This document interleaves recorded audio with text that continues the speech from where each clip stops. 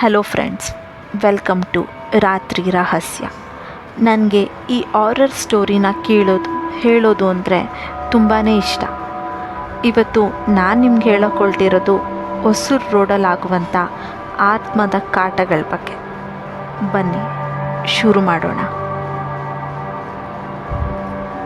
Hosur road ಯಾರಿಗೆ ಗೊತ್ತಿರೋದಿಲ್ಲ?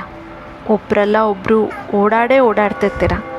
But ಇಲ್ಲಿ ಯಾವ ಮಟ್ಟಕ್ಕೆ ಆತ್ಮದ ಕಾಟ ಇದೆ ಅಂದರೆ, ಕರ್ನಾಟಕದ ಹಾಂಟೆಡ್ ಲಿಸ್ಟಲ್ಲಿ ಈ ಹೊಸೂರು ರೋಡ್ 6ನೇ ಸ್ಥಾನನೇ ಪಡ್ಕೊಂಡಿದೆ. ಇಲ್ಲಿ ಒಂದಲ್ಲ ಒಂದು ರೀತಿ ಆತ್ಮದ ಕಾಟಗಳು ನಡೀತಾನೆ ಇರುತ್ತೆ. ತುಂಬ ಜನ ಈ ಕಾಟನ ಅನುಭವಿಸಿರ್ತಾರೆ. ಬಟ್ ನಾನು ಇವತ್ತು ಹೇಳೋಕೊಳ್ತಿರೋದು ಅದರಲ್ಲಿ ಮನೋಜ್ ಅನ್ನೋರು ಅನುಭವಿಸಿದ ಅಥವಾ ಆಗಿದಂಥ ಆತ್ಮದ ಕಾಟದ ಬಗ್ಗೆ. ಬನ್ನಿ. ಮನೋಜ್ ಒಬ್ಬ ಆಟೋ ಡ್ರೈವರ್. ಆಟೋ ಓಡಿಸೋದು ಬಿಟ್ಟರೆ ಬೇರೆ ಯಾವ ಕೆಲಸನೂ ಬರೋದಿಲ್ಲ. ಆಟೋ ಓಡಿಸೇ ಅವ್ರ ಜೀವನನ ಸಾಗಿಸ್ತಿರ್ತಾರೆ. ಆಟೋ ಡ್ರೈವರ್ಸ್ಗಳಂದರೆ ನಿಮಗೆ ಗೊತ್ತಿರುತ್ತೆ. ಬೆಳಗ್ಗೆ ಮಧ್ಯಾಹ್ನ ರಾತ್ರಿ ಎಂದೇ ಆಟೋ ಓಡಿಸ್ತಿರ್ತಾರೆ. ಅವತ್ತು ಮನೋಜು ಕೂಡ ಬೆಳಗ್ಗೆಯಿಂದ ಸಾಯಂಕಾಲದವರೆಗೂ ಆಟೋ ಓಡಿಸಿರ್ತಾರೆ. ಲಾಸ್ಟ್ ಡ್ಯೂಟಿ ಬಂದು ಹೊಸೂರು ರೋಡ್ ಕಡೆ ಬಿದ್ದಿರುತ್ತೆ. ಅವ್ರು ಲಾಸ್ಟ್ ಪ್ಯಾಸೆಂಜರ್ನ ಹೊಸೂರು ರೋಡಿಂದ ಡ್ರಾಪ್ ಮಾಡಿ ವಾಪಸ್ ಒಬ್ಬರೇ ಬರ್ತಾಯಿರ್ತಾರೆ. ಇಂಥ ಟೈಮಲ್ಲಿ ಯಾರೂ ಇರೋದಿಲ್ಲ. ಆದರೆ ಆ ಹೊಸೂರು ರೋಡ್ ಹೈವೇ ರೋಡಲ್ಲಿ ಯಾರೋ ಒಬ್ಬ ಮುದುಕಿ ಅಜ್ಜಿ, ಸುಮಾರು 60-70 ವರ್ಷ ಅಂತ ಇಟ್ಕೊಳ್ಳಿ. ಆ ಅಜ್ಜಿ ಒಬ್ಬರೇ ಕೈಯಲ್ಲಿ ಲಗೇಜ್ ಬ್ಯಾಗ್ ಇಟ್ಕೊಂಡು ನಿಂತಿರ್ತಾರೆ.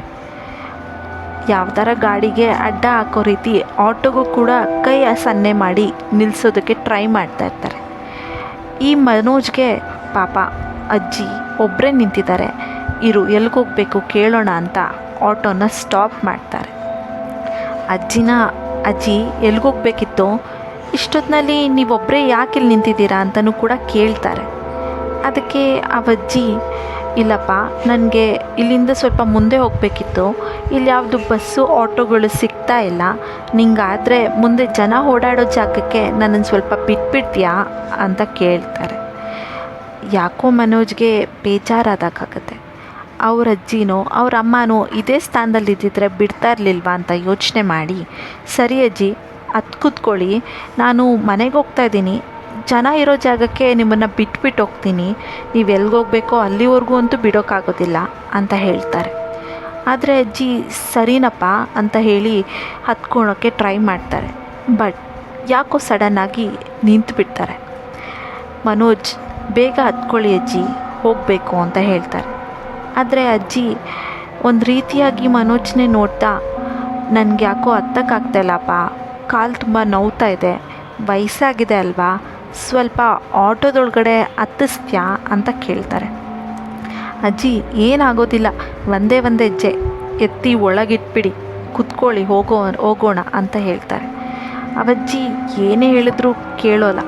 ಇಲ್ಲ, ಆಟೋದಿಂದ ಇಳಿದು 1 ನಿಮಿಷ ಹತ್ತಿಸ್ಬೋದಲ್ವಾ, ತುಂಬ ವಯಸ್ಸಾಗಿದೆ, ನೋಡಿದ್ರೆ ಗೊತ್ತಾಗೋದಿಲ್ವೇನಪ್ಪ ಅಂತ ಕನಕರ ಬರೋ ಹಾಗೆ ಮಾತಾಡ್ತಾರೆ. ಬಟ್ ಮನೋಜು ಕೆಳಗೆ ಇಳಿಯೋದಿಲ್ಲ. ನಾನು ಹೋಗಬೇಕು ಅಜ್ಜಿ, ನನಗೂ ಸ್ವಲ್ಪ ಕಾಲು ಲೇಟಾಗಿದೆ, ಹತ್ತಿ ಇಳ್ದು ಮಾಡ್ಕೊಂಡು ಬಿಡಿ ಅಜ್ಜಿ, ತಡ ಆಗಿದೆ, ಮನೆಗೆ ಹೋಗಬೇಕು, ಬೆಳಗ್ಗೆ ನಾನು ಬೇಗ ಎದ್ದೇಳಬೇಕು, ಒಬ್ಬರೇ ಇದ್ದೀರಲ್ವಾ, ಏನೋ ಕರ್ಕೊಂಡೋಗಿ ಬಿಡೋಣ ಅಂತ ನಿಲ್ಲಿಸಿದ್ದೀನಿ, ಹತ್ತಿ ಅಂತ ಸ್ವಲ್ಪ ಗದ್ರೋ ರೀತಿಯಲ್ಲೇ ಹೇಳ್ತಾರೆ. ಬಟ್ ಅಜ್ಜಿ ನಿಧಾನವಾಗಿ, ಏನಪ್ಪ ಹೀಗೆ ಹೇಳ್ತೀಯಾ, ನನಗೆ ಹತ್ತಕ್ಕಾಗೋದಿಲ್ಲ ಅಂತ ಅಲ್ವಾ ಕೇಳಿದ್ದು, ಇಲ್ಲಿ ಹತ್ತಿಸ್ಬಿಡು, ಇಳಿಬೇಕಾದ್ರೆ ನಾನೇ ಇಳಿತೀನಿ ಅಂತ ಹೇಳ್ತಾರೆ. ಬಟ್ ಮನೋಜ್ಗೆ ಏನೋ ಒಂಥರ ಹಿಂಸೆ ಆಗ್ತಾ ಇರುತ್ತೆ. ಇಳಿದು ಅಜ್ಜಿನ ಹತ್ತಿಸೋಣ ಅಂತ ಅನ್ಸಿದ್ರೂ ಒಂದು ಕಡೆ ಬೇಡ ಏನೋ ಸರಿ ಇಲ್ಲ ಅಂತಲೂ ಅನಿಸುತ್ತೆ. ಮನೋಜ್ ಇಳಿಯೋದಿಲ್ಲ. ಅಜ್ಜಿ ಕಡೆ ನೋಡ್ತಾ, ಅಜ್ಜಿ ಇವಾಗೇನು ಹತ್ತುತ್ತೀರಾ ಇಲ್ವಾ ಅಂತ ಕೇಳ್ತಾರೆ. ಆವಾಗ ಅಜ್ಜಿ ನಿಜವಾದ ಮುಖ ತೋರಿಸ್ತಾರೆ. ಅಜ್ಜಿ ಅಷ್ಟೊತ್ತವರೆಗೂ ಚೆನ್ನಾಗೇ ಇರ್ತಾರೆ. ಆದರೆ ಇದ್ದಕ್ಕಿದ್ದಾಗೆ ಮನೋಜ್ನ ನೋಡ್ತಾ ವಿಚಿತ್ರವಾಗಿ ನಗೋದಕ್ಕೆ ಶುರು ಮಾಡ್ತಾರೆ. ಮನೋಜ್ಗೆ ಒಂದು ರೀತಿ ಭಯ ಆಗುತ್ತೆ.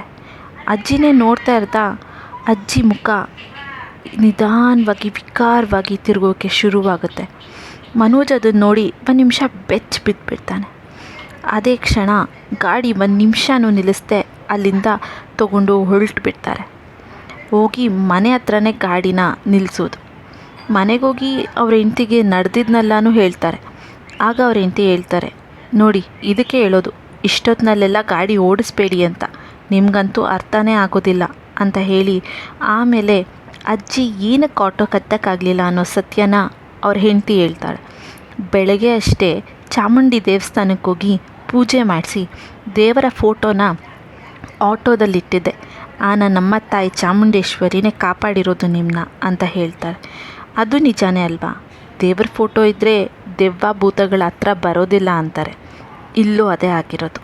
ಇಲ್ಲಿ ಮನೋಜ್ನ ಕಾಪಾಡಿದ್ದು ಆ ತಾಯಿನೇ, ಚಾಮುಂಡೇಶ್ವರಿ. ಇದು ಮನೋಜ್ ಜೊತೆ ನಡೆದಿದ್ದು.